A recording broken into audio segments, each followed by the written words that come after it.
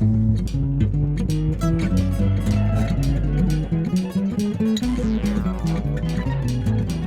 a wrap.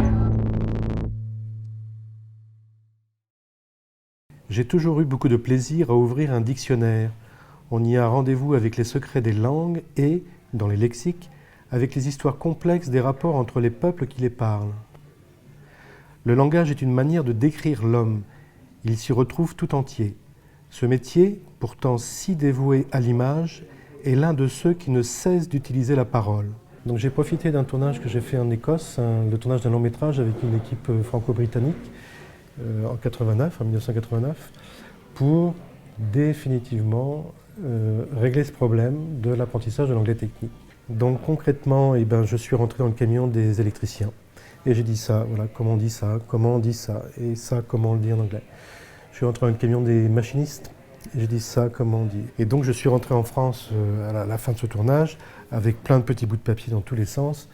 J'ai immédiatement cherché à mettre tout ça à l'abri et je me suis mis au gré des rencontres sur les vides-greniers. Là, j'ai un lexique de la mécanique et des sciences de 1949, mais surtout de mécanique, qui m'a énormément aidé, que j'ai beaucoup aimé. C'est le perchman. Le slate holder, c'est celui qui tient, et sous-entendu, qui fait le clap. Voilà, il y a 4 pages sur le clap. Il faut que j'aille dans... Yawner, c'est le substantif construit sur le verbe to yawn, c'est-à-dire bâiller. Donc c'est la qualificatif pour un film qui fait bâiller. En français, on dirait un navet. Pouf, pouf, pouf. Eh bien, Alan Smithy, c'est l'unique pseudonyme autorisé par la Directors Guild of America qui permet à un réalisateur de signer un film lorsqu'il refuse de faire figurer son nom au générique. Un lexique donc destiné aux techniciens, aux créateurs, mais en fait à tous les corps de métier d'une équipe de cinéma pour leur faciliter la tâche. J'ai vraiment fait en sorte qu'il arrive au plus près de tous les professionnels. Je me suis vraiment occupé d'aller le placer chez les loueurs, dans les laboratoires, les lieux les plus stratégiques dans lesquels passent tous les professionnels, pour qu'ils sachent que ça existe et qu'ils y aient accès.